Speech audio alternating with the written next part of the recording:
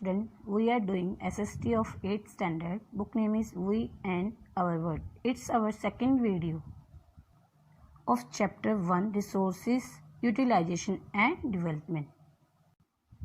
Yes student, it's our second video of this chapter. In this video we will read about classification of resources.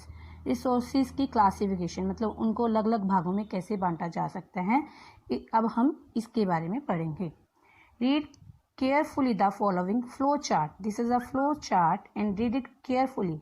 Basic of classification. Classification का आधार क्या है? First is renewability. मतलब renewability के according we can divide resources in two types, renewable and non renewable. Second is origin. Origin मतलब चीज़ों का उद्भव कहाँ से होता है. तो according to origin we can again divide the sources in two category, biotic and abiotic. Occurrence मतलब मौजूद कैसे हैं रिसोर्सेज हमारी धरती पर, अकरेंस किस स्थिति में है, नेचुरल है या मैन मेड है. Then development. डेवलपमेंट कैसी है रिसोर्सेज की, पोटेंशियल है या एक्चुअल है. पोटेंशियल मतलब संभावना है, उसकी विकसित होने की संभावना है सोर्स की, या फिर वो एक्चुअल में ही है, वास्तविक रूप में ही है. Now we will read about the classification of resources in detail. Classification based on renewability. Renewability के अकॉर्डिंग हम जो रिसोर्सेज की क्लासिफिकेशन करेंगे, उनको वर्गीकृत करेंगे, वे हम पढ़ने जा रहे हैं. Renewable resource are also known as inexhaustible resource. Inexhaustible मतलब अनंत. शुद्ध हिंदी में हम इसे क्या बोलेंगे? अनंत. अनंत मतलब जो कभी खत्म नहीं होते. Renewable resources are known as inexhaustible resource. यह रिसोर्सेज जो कभी खत्म नहीं होते तो उन्हें बोलते हैं inexhaustible resource. Resources which can be renewed either naturally or by human beings. Resources जो या तो नेचुरल प्रकृति के द्वारा बनते हैं, ये ह्यूमन खुद बनाते हैं, तो उन्हें क्या बोलते हैं?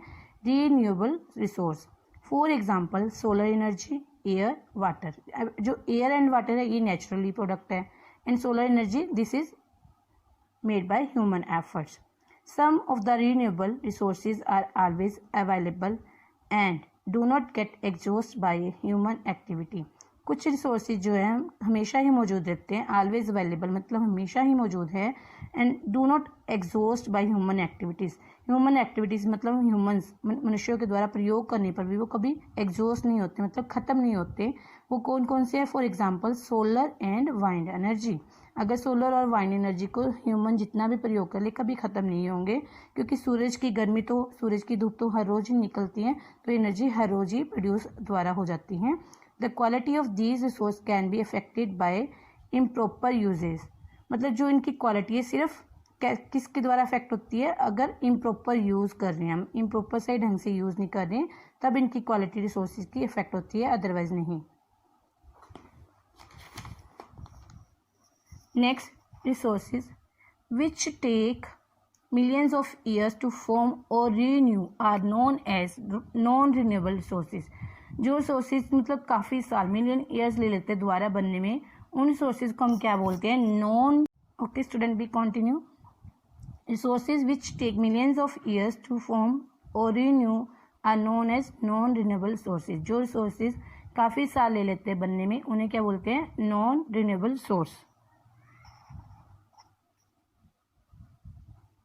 They are also known as exhaustible resources. इन्हें हम एग्जॉस्टिबल रिसोर्स भी बोलते हैं, मतलब जो खत्म हो जाते हैं.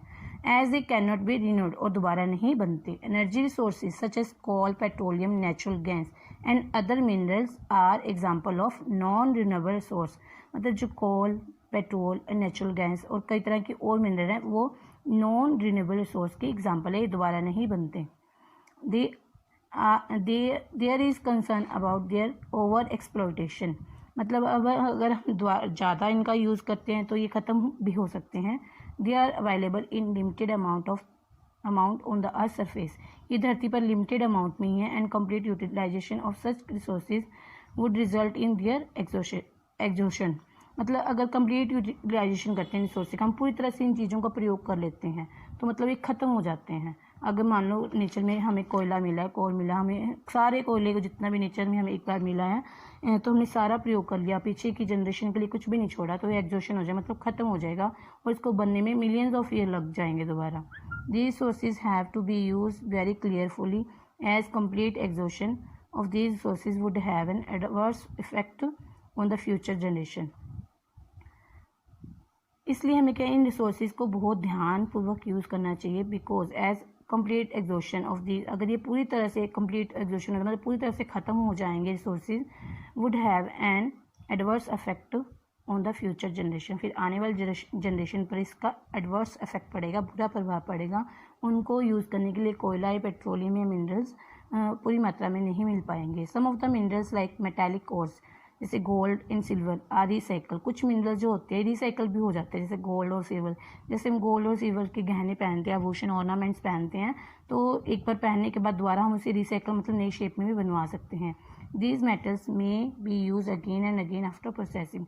ये जो मेटल्स है गोल्ड, सिल्वर, तांबा एक्सेट्रा, हम दोबारा इनको प्रोसेस करके दोबारा इन पर क्रिया करके दोबारा ही यूज़ कर सकते हैं। Classification based on origin. Now classification based on origin मतलब चीज़ों का जो उद्भव हुआ है उसके आधार पर हम चीज़ों को वर्गीकृत करेंगे। Resources which are obtain from biosphere and have life are known as biotic resources. जो रिसोर्सेज जिन बायोस्फीयर से पैदा होते हैं, मतलब कि बायोस्फीयर जो हमारा आसपास जो बायोमंडल है उससे पैदा होते हैं और उनमें लाइफ होती है, तो उनको क्या बोलते हैं? Biotic resource. For example birds, animal, fish, forest etcetera are biotic resources. The biotic resources provide a variety of useful product, मतलब बहुत इनकी यूजफुल है इन चीज़ों की बायोटिक रिसोर्सेज की। They have capacity to reproduce and regenerate, इनमें reproduce दोबारा reproduce और रीजनरेट होने की कैपेसिटी, जैसे एनिमल्स है दोबारा रिप्रोड्यूस हो जाते हैं। फिश है, फॉरेस्ट दोबारा रीजनरेट हो सकते हैं, दोबारा फॉरेस्ट फिर उग जाते हैं। एक बार फॉरेस्ट को काट दे तो दोबारा फिर उग जाते हैं, क्योंकि जहाँ बारिश तेज होती है वहाँ फॉरेस्ट होंगे। अगर फॉरेस्ट को वहाँ से ख़त्म काट लेंगे, पेड़ पौधों को काटेंगे तो दोबारा फिर वही बारिश के द्वारा कारण उग जाएंगे। All biotic resources are renewable. All जो बायोटिक रिसोर्सेज है रिन्यूएबल है, अगर रिन्यूएबल है तो इनएग्जॉस्टिबल भी है। But some take long period to time to be renewed, for example forest. लेकिन कुछ जो सोर्स बायोटिक रिसोर्स हैं काफ़ी लंबा समय भी लेते हैं, जैसे कि एग्जाम्पल फॉरेस्ट की है। फॉरेस्ट एक बार हम काटते लेकिन दोबारा उग तो जाते हैं, लेकिन इन्हें उगने में बहुत लंबा समय लगता है। Are non living resource are known as abiotic resource. जो नॉन लिविंग रिसोर्स है उन्हें क्या बोलते हैं? Abiotic resource. For example land, water, mineral etcetera. The biotic resource are not renewable. Not renewable मतलब exhaustible resource. Okay student, I hope you are understanding carefully. The biotic source are non-renewable or exhaustible except water को छोड़कर, which is inexhaustible। जो water है inexhaustible है क्योंकि nature में पानी दोबारा बनता रहता है, क्योंकि जब जो पहाड़ है पहाड़ों पे बर्फ़ गिरती रहती है नेचर के द्वारा, प्रकृति के द्वारा वहाँ पे बर्फ़ गिरती है, तो जब बर्फ़ पिघलती है तो पानी बनता रहता है। तो जो वाटर है इनएग्जॉस्टिबल है, लेकिन ये बायोटिक रिसोर्सेज में आता है।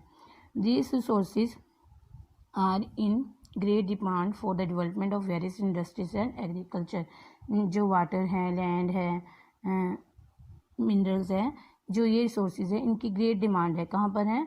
For industries and agriculture. Agriculture में जैसे पानी बहुत ज़्यादा चाहिए, ज़मीन बहुत ज़्यादा चाहिए, इंडस्ट्रीज़ में पानी चाहिए, मिनरल चाहिए, मतलब इन चीज़ों की जो इंडस्ट्री और एग्रीकल्चर में ग्रेट डिमांड है। Okay student, it's enough for today. I hope you have understood better. Have a nice day.